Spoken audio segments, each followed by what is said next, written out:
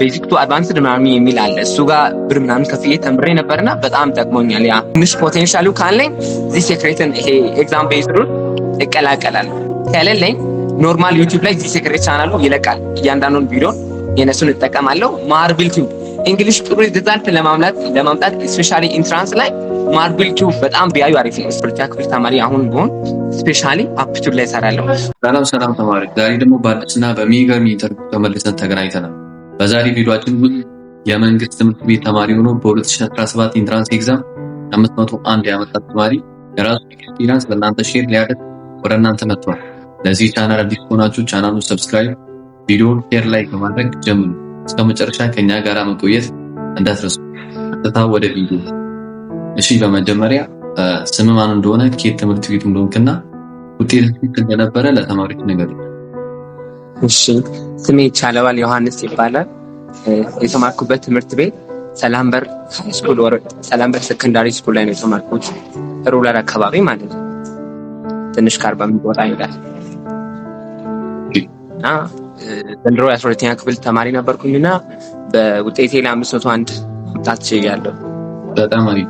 ውጤቱም እንዴት አየህ? ማለት ስንት ኤክስፔክት አድርገህ ነበረ? ይሄኛውን ስታገኝ እንዴት ነበረ ስሜቱ? እኔ መጀመሪያም ያው ላይክ እንደ መንግስት ትምህርት ቤት ተማሪ እንደመሆን 500 ኤክስፔክት አድርጌ ነበርና ያው ቤት መጥቼ አርሜም ነበር 510 ቤት ሆነልኝ። ያው 9 ማርክ ብቻ ነው የተቀነሰ፣ 5-1 ነው የመጣልኝ። እሱም ያው አፕቲቱድ ነበር። በጣም አሪፍ፣ ደስ ይላል። እንኳን ደስ አለህ።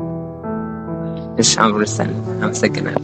በመጀመሪያ እንዴት ስታነብ ነበረ? ማለቴ አሁን አንተ ድክመቴ የምትለውን ሳብጀክቶች ሌላ ተማሪ እንዴት እንዲያነብ ሪኮመንድ ታደርጋለህ? አሪፍ ውጤት የሰራ አሁን ለምሳሌ ፊዚክስ 96 ምናምን ነው። ሌላም እንደዛው በጣም አሪፍ ናቸው ግማሾቹ። ሌላ ደግሞ የወረዱ አንዳንድ ሳብጀክቶችም አሉ እና እንዴት ስታነብ ነበረ? ሌላ ተማሪሳ አንተ እንደተጎዳ እንዳይጎዳ እንዴት ማንበብ አለበት? የትኛው ሪሶርስ መጠቀም አለበት? እሺ፣ እንግሊሽ ላይ አሁን ለምሳሌ እኔ 10ኛ ክፍል ስገባ እንግሊሽ ያን ያክል አላውቅም። በአጠቃላይ ግን ማርብል ቲዩብ የሚል አለ። ማርብል ቲዩብ በጣም እውነት እንትን ፕሮሞሽን ለማድረግ ሳይሆን በጣም ተማሪዎችን የሚረዳ ስፔሻሊ እነሱ ሴክሬት ላይ መጥቶ የሚያስተምራቸው ፓርት ላይ በጣም ነው ይረዳኝ። የግራማቲካል ፓርት ይሄ ከመጣውን ይሄ ከሱ ተከትሎ አሁን በርዱን ተከትሎ ማን እንደሚመጣ እያንዳንዱን ስቴፕ አድርጎ የሚያስበቃ ስፔሻሊ ለመንግስት ትምህርት ቤቶች በጣም ቤስት የሆነ አስተማሪ ስለሆነ እርቶኛል። እኔ እስካሁን ድረስ ምን ነበር ይሄ ኢትዮማቲክ አፕሊኬሽን የምጠቀም ነበር። እንግሊሽ ማክሲማም ጥሩ ሰራው ሲባል ከ70 አልበልጥም ነበር። እዛ 11 ላይ ያለው ግን ቪዲዮን በትክክል ተከታታይ አሁን 83 ምናምን አጥቼ ያለው በጣም ደስ ብሎኛል። እንግሊዝኛ 80 በመምጣቴ እና አሁን እንግሊዝኛውን ጥሩ ሰርቻለሁ። ሁለተኛ ፊዚክስ ተማሪዎች ሲያነቡ እንዴት ምን ማድረግ አለባቸው? ፊዚክስ አሁን ለምሳሌ ካልኩሌሽን ፓርትም አለው፣ ኮንሰፕትን ቤዝድ የሆነ ትምህርት ነው። ሶ እኔ ምን አደረኩኝ? አንድ ለምሳሌ አንድ ቶፒክ ከመጀመሪያ በፊት ይሄ ሀሳቡ በምን ላይ ነው ፎከስ የሚያደርገው የሚለውን አያለው። ከዛ ኤክስትሪም ነው የምጠቀመው። አብዛኛው ጊዜ ኤክስትሪም ላይ ኮንሴፕቹዋል ጥያቄዎች የተለያዩ ነገሮች ስላሉ ኤክስትሪም ፊዚክስን በጣም እጠቀማለሁ። ፊዚክስ በጣም ኢንተረስት የሆንኩበት ትምህርት ስለሆነ በጣም እሱ ላይ ፎከስ አድርጌ ነበር። እነሱም አሁን ሲያነቡ ፊዚክስ ላይ በጣም ኮንሰፕቱን መጀመሪያ ካወቁ በኋላ ወደ ፎርሙላው ይሄዱ እንጂ ፎርሙላውን ካወቁ በኋላ ወደ ኮንሴፕት ይስላል። ስለዚህ እኔ እንደራሴ ያደረኩት መጀመሪያ ኮንሰፕቱ ሪል ላይፍ ላይ ምን ይመስላል የፊዚክስ እሱን ካየሁ በኋላ ወደ ፎርሙላው ነው የመጣው። እና ማትስ ላይም እንደዛ ነው ያደረኩት። ማትስ ላይ እኔ ስፔሻሊ 9 እና 10 ላይ በደንብ አንብቤ ነበር፣ ግን 12 ላይ መጥቼ በቃ ትንሽ መልቀቅ ምናምን ጀመርኩኝ። ሪዛልቴም አሁን 80 ቤት ነው። እንደዛ ነው። ግን ማትስ ላይ የሚያደርጉ ልጆች ቢያደርጉ እኔ በመክሮ ጥያቄ መስራት ማትስ ኢቭን እንዲሁም መጽሐፉን ያን ያክል ፎከስ ባያደርጉ ጥያቄዎችን ክሮ ዘምሮ የመጡትን ጥያቄዎችን ፎከስ አድርጎ ቢሰሩ ኤግዛሞችን ቢሰሩ ጥሩ ሪዛልት ሊያመጡ ይችላሉ። አንድ ይሳቅ የሚባል የሆነ ታይም ካንተ ጋር ኢንተርቪው አድርጎ ነበር ጓደኛዬ። እሷን ማትስ 100 ማምጣት ይችላል። እሷ አሁን ከኔ በንባብ ያን ያክል አይበልጥም። ታይምን ወስታ ያደርግም፣ ግን ሳይንቲፊክ ወይ ነው የሚጠቀመው። ምንድነው ብዙ ጥያቄዎችን ይሞክራል። በቃ ብዙ አይነቶችን ነገሮችን ይሰራል። ስፔሻሊ ለማትስ ጥያቄ መስራት አሪፍ ነው እላለሁ እንደራሴ ከሆነ። ባዮሎጂ ላይ ጋር ስመጣ ላይክ ውጤቱን ኤክስፔክት እንዳደረኩት አይደለም። መጀመሪያውንም ኢንትረስቱ ያለብኝ ትምህርት ነበረ፣ ግን 80 ነው የገባው። ባዮ ላይ ልጆች ማድረግ ያለባቸው ነገር ብዬ ነው የማስበው አሁን ለምሳሌ እንትኑ አለ ይሄ ምን ነበር ኮምፒቴንሲ የሚለው ነገር አለ መጽሐፉ እንትን ሲል ኮምፒቴንሲን ካየ በኋላ ምን ያለ ኮምፒቴንሲን ብቻ ቤዝድ አድርጎ ባዮሎጂ ቢያነብ እንዲሁ ማለት ነው። ኮምፒቴንሲ ምን ይላል የሚለውን ኮምፒቴንሲ ካዩ ቀጥታ ከዛ ነው የዘንድሮ ፈተና እንዲሁም የወጣው ከዚህ ዩኒት ምን ማወቅ አለብኝ የሚለውን ኮንሲደር ቢያደርጉ አሪፍ ነው። ባዮ እንደዛ ቢያደርጉ አሪፍ ነው። እና አፕቲቲዩድ በጣም የጎዳኝ ትምህርት ቢኖር አፕቲቲዩድ ሰዓት ማለት ነው። ያም ከርለስ ከመሆነ የተነሳ በቃ ያምናው ቀለልብኝ ነበር የአፕቲቲዩድ ፈተና 80 ምናምን ቤት ላይ ሰርቼ ነበር። ከዛ እንደዛ ይሆናል ብዬ መጥቼ ነበር ግን ጎዶንኩኝ። ማሱ በጣም የሆነ ፎርሙላ የምታስገባበት ነገር የለም። የዘንድሮ አፕቲቲዩድ የወጣው ብታይ የሆነ በቃ የሆነ ክሪቲካል ማይንድን የሚፈልግ ነበር። ጓደኛዬ ደግሞ የሆነ ፋን አፕቲቲዩድ የሚባል ቡክ ነበር እሱን ይጠቀም ነበር። ፋን አፕቲቲዩድ አሁን ተማሪዎች ለአፕቲቲዩድም እንደሌላው ትምህርት ካሁኑ ቢያነቡ በጣም ውጤታማ ይሆናሉ። ስፔሻሊ ፋን አፕቲቲዩድን ቢጠቀሙ አይቶ ከሆኑ ለምሳሌ በእኛ ዘመን ላይ በእኛ እንትን አፕቲቲዩድ ላይ የመጣው ጥያቄ ላይ ጥያቄው ኢቭን ማስፋርቱ አብዛኛው ከፋን አፕቲቲዩድ እንትን ተቀያየረ እንጂ ኖርማል ከዛ ነው የወጣው ማለት ይቻላል። ማስፋርቱ እንደራሴ እኔ አሁን ለዩቲ ፈተና ስለምዘጋጅ አይቼ ነው በቃ አሁን ያን የተበላውን ጥያቄው ይሄ እንደዛ አይነት ጥያቄ ነበር የበላኝ ምናምን ያልኩ ነበር። አፕቲቲዩድ ላይ ፓን አፕቲቲዩድ የሚለው ጠቀመው አሪፍ ነው። ኬሞንም እንደ ባዮሎጂ ኮምፒቴንሲ ቤት ነው በነበር አሪፍ ነው። እንደዛ ነው። በጣም ደስ ይላል። ቴንኪው። ቀጣይ ደግሞ ከ9ኛ እስከ 12ኛ ክፍል እንደመሆኑ መጠን አንዳንድ ዩኒቶች በጣም ይረሱዋል እና አንተ እንዴት ነበር እያስታወስክ ነበር? የትኛውም የተጠቅመ ነበር? እኔ ደግነቱ ንባብን የጀመርኩት ያን ያክል አሁን ውጤቴ 50 ምናምን ባይደርስም እንኳን ከ10ኛ ክፍል ጀምሮ ከ10ኛ ክፍል ክረምት ጀምሮ ነው ያነበብኩት ኢንትራንስ ማለት ነው። ከ10ኛ ክፍል ኢንትራንስ ከዛ ተነስቼ በማንበብ በጣም ጠቅሞኛል። ለምሳሌ የ9ና የ10 በዛ ክረምት ጨረሱኝ። 11 ሳልፍ በቃ ኦንሊ ያለኝ የሁለት ክላስ ብቻ ነበረ የ11ና የ12 እነሱንም ጨረስኩኝ። ከየካቲት ወይ ከመጋቢት በኋላ ሁሉንም ማንበብ ጀመርኩኝ 12ኛ ክፍል ከደረስኩ በኋላ። ግን ላልደረሰ ተማሪ ሪኮመንድ የማደርገው ነገር ቢኖር አይ ቲንክ የ9ኛ ክፍል ኦልድ ነው የነሱ። ከዛ የ10 11 12 ኒው ካሪኩለም ማለት የ9ኛን ክፍል እንደነበረ የድሮ ቪዲዮችን ምናምን ያዩ ካነበቡ በኋላ የ11ኛ ክፍል አሁን ኒው ካሪኩለም ፊክስ የ9ኛ ክፍል የኦልዱም ኮምፕሊትሊ ዘሴ ማለት ይቻላል። አንዳንድ ዩኒቶች አሉ እንጂ የሚወጡ እነዚህ ኒውክሊየር ፊዚክስ ምናምን የሚሉ ዩኒቶች ከወጡ ነው እንጂ ሌላ ሁሉ ስለሚገናኝ በደንብ የ9ኛ ክፍል ቢያዩ አሪፍ ነው። እኔ ባይዘው ፊዚክስ ላይ በጣም የጠቀመኝ ነገር ቢኖር ኤዚ ሲክሬት ቻናል የሚለው እነሱ ጋር ቤዚክ ቱ አድቫንስድ ምናምን የሚል አለ። እሱ ጋር ብር ምናምን ከፍዬ ተምሬ ነበርና በጣም ጠቅሞኛል ያ እዚህ ትክክል ለመማር እና እንደዛ ቢያደርጉ አሪፍ ነው እላለሁ። እንደራሴ ሊንክ እያደረጉ ቢያነቡ ጊዜ ለመቆጠብ በጣም ቴንኪው በጣም። ስለዚህ ሌላ ተማሪ ዘ ሴክሬትን እንዲጠቀም ሪኮመንድ ታደርጋለህ ማለት ነው? ያ ስፔሻሊ ታምራት የሚለው አስተማሪ ኬሚስትሪ በጣም ደስ ይለኛል። እሱ አስተማሪ በጣም ነው የሚያስተምረው። በጣም ቴንኪው በጣም አሪፍ።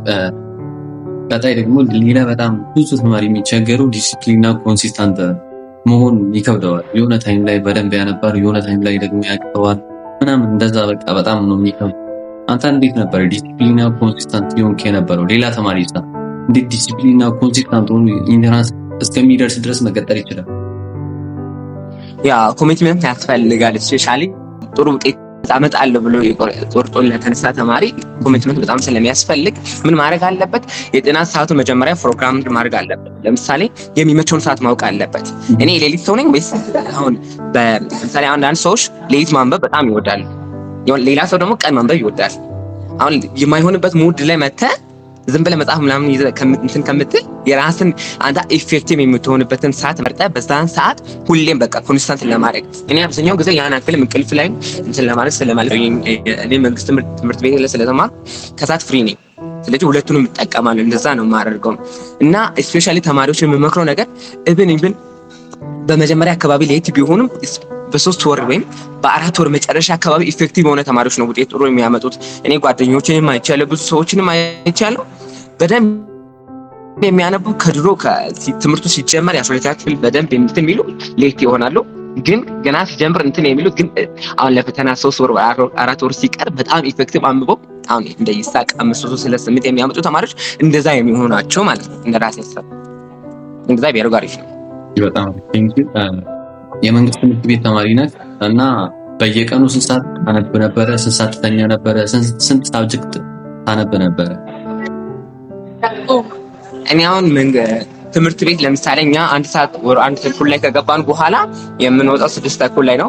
ያው መጥቼ ምሳዬን ምናምን ከበላው በኋላ 8 ሰዓት ሻርፕ ላይ ከጀመርኩ እስከ 11 ሰዓት ነው ማነበው። በዛን ሰዓት እንዴት ነው ማረገው? እኔ አንድ ትምህርት ካነበው በጣም ትንሽ ድብርት ምናምን ስለሚይዘኝ እንደዚህ ነው ማደርገው። አንድ የሽምድዳ ትምህርት ካነበው ሌላ ይሄ ማትስ ፓርት ፊዚክስ ካልኩሌሽን የሚመጣባቸውን ትምህርት አሁን 8 ሰዓት እስከ 11 ሰዓት ታይሙን ለሁለት አካፍላለሁ። ባዮሎጂ እና ማትስ ነው ካነበው ኬሚስትሪ እና ፊዚክስ በቀጣይ ቀን እንደዛ ያደረኩ ነው ማነበው። ማታ ደግሞ ተነስቼ ጥያቄዎችን ነው የምሰራው። ኢቭን አሁንም እኔንም ትንሽ ያገዘኝ ነገር ቢኖር ያን ያክል እኔ ናውሌጅ ወር ስኪል ያለኝ ፐርሰን አይደለሁም ከድሮ ጀምሮ፣ ግን ይሄንን ውጤትም ኢቭን እንዳመጣ ያደረገኝ ብሎ ብዙ ጥያቄዎችን በመስራቴ ነው። አሁንም እኔ ራሴም ጥሩ ብዙ ጥያቄዎችን ሰርቻለሁ እላለሁ፣ ግን ከኔ ብዙ የሚሰሩ ተማሪዎች አሉ። ጥያቄ መስራት በጣም ፌር ነገር ነው። ኢንትራንስ ጥሩ ሪዛልት ለማምጣት ለሚፈልግ ተማሪ ካለ እውነት ዝም ብሎ ከሚያነብልቅ ብዙ ጥያቄ ይሰራል። ኦኬ፣ በጣም አሪፍ። አንተ የ2018 ኢንትራንስ ኤግዛም ተፈታኝ ብትሆን ከዚህ በላይ ለመስራት ምን ታደርግ ነበር? ምን ታስተካክል ነበር? ሌላ ተማሪ እንዴት ቢያደርግ አሪፍ ውጤት መስራት ይችላል? የ12ኛ ክፍል ተማሪ ብሆን ድክመቴን ዊክነስን እፈልጋለሁ። በየትኛው ትምህርት ላይ ነው እስካሁን ያውቃሉ ራሳቸውን እስከ 11 በመጡበት እንትን ላይ ስለሚያውቁ ስፔሻሊ አሁን የገጠር ልጆች ከሆኑ እነሱን የሚያጠቃው እኔ ለራሴ ዳዮት መሰረት ከሆነ እነዚህ አሁን ለምሳሌ ሰዓት ላይ የሚወጡ ጥያቄዎች አንዳንዴ በጣም እንትን ናቸው። እነሱን አሁን ለምሳሌ አሁን ነግሬያለሁ አንተ ፓን አፕቲቱድ እውነት ሪከማንድ አደርጋለሁ። ፓን አፕቲቱድ ልጆች ቢያነቡ ስፔሻሊ ማትስ ፓርቲ ላይ የሚወጡ ጥያቄዎችን ቢሰሩ እንትን በቃ ኢንትራንስ ላይ የሚወጡ ጥያቄዎች እንትን ትሪኪ አይሆንም ለነሱ።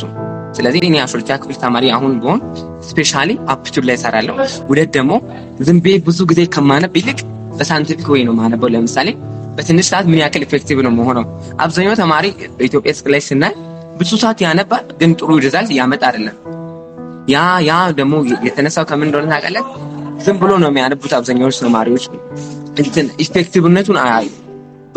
በትንሽ ሰዓት ለምን ያክል ኢፌክቲቭ ነኝ የሚለው እና ባዮ ኬሚስትሪ ፊዚክስ ያነቡ መጀመሪያ ኮምፒቴንሽን ካዩ በኋላ ያንን ኮምፒቴንሲ ቤት አድርገው ሁለቴ ካነበቡ በኋላ ወደ ጥያቄ መስራት ለእያንዳንዱ ትምህርት ጥያቄ መስራት ስፔስ ዋን ለዛ ቢያደርጉ አሪፍ ነው። ስፔሻሊ በጣም ቴንክ ዩ። ለ2018 ኢንትራንስ ኤግዛም ተፈታኞች ጥናት ለጀመሩም ጥናት ላልጀመሩም ተማሪዎች ምን ትመክራለህ? ማለት የምትፈልገው ነገር ካለ እድሉን ላንተ እሰጣለሁ። ትምህርት ላልጀመሩ ተማሪዎች ስፔሻሊ ያልጀመሩ ተማሪዎች ቢሆኑ የመንግስት ተማሪዎች ናቸው እስካሁን ድረስ ትምህርት የማይጀምሩ። እነሱን በሆነ እኔ አሁን ያው ትንሽ ፖቴንሻሉ ካለኝ እዚህ ሴክሬትን ይሄ ኤግዛም ቤዝሩን እቀላቀላለሁ። ከሌለኝ ኖርማል ዩቲዩብ ላይ እዚህ ሴክሬት ቻናሉ ይለቃል። እያንዳንዱን ቪዲዮ የነሱን እጠቀማለሁ። ማርብል ቲዩብ እንግሊሽ ጥሩ ሪዛልት ለማምጣት ስፔሻሊ ኢንትራንስ ላይ ማርብል ቲዩብ በጣም ቢያዩ አሪፍ ነው። እስከ መጨረሻ ከኛ ጋር ስለቆያችሁ እናመሰግናለን። በሌላ በሚገርም ኢንተርቪው እስከምንገናኝ ድረስ ደህና ቆዩልን።